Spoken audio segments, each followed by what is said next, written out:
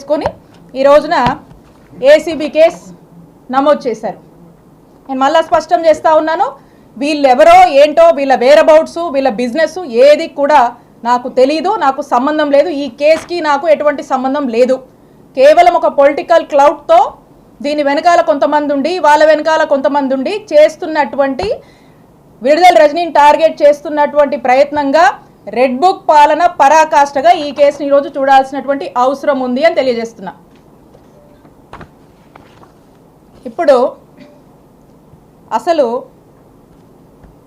ఈ కథ ఇదొక కట్టు కథ, చక్కటి కట్టు కథ.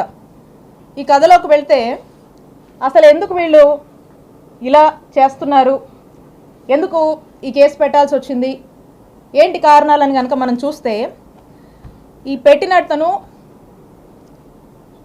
టీడీపీ సంబంధించినటువంటి వ్యక్తి. ఇతను ఈ కథకి వీళ్ళని ముందుండి నడపడానికి గల కారణం ఒక డైరెక్టర్ ఉన్నాడు.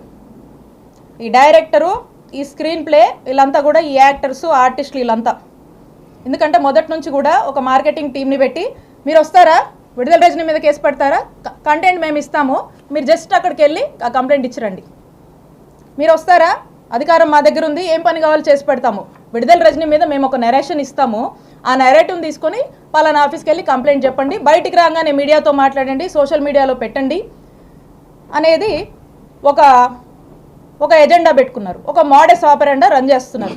దాంట్లో భాగంగానే ఒక బిజినెస్ మ్యాన్, ఒక వ్యక్తి వెళ్ళి, ఇక్కడ ఒక డైరెక్టర్ ఉన్నాడు, ఆ డైరెక్టర్ ఎవరో కాదు, నరసరావుపేట ఎంపీ శ్రీ లావు శ్రీకృష్ణదేవరాయ గారు. Is the director. ఈ డైరెక్టర్ దగ్గరికి ఈ బిజినెస్ మ్యాన్ వెళ్తాడు.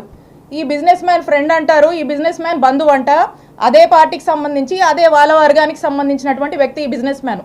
ఈ బిజినెస్ మ్యాన్ వెళ్ళి అతనికి ఏవో బిల్లులు కావాలి, అతనికి ఉన్నటువంటి పెనాల్టీస్ వేవ్ ఆఫ్ చేయాలి, అతను యథేచ్ఛగా వ్యాపారం చేసుకోవడానికి అతని సపోర్ట్ కావాలని అతన్ని అడిగితే, ఇతనికి డైరెక్టర్ గారు అన్నాను కదా, కృష్ణదేవరాయ గారు,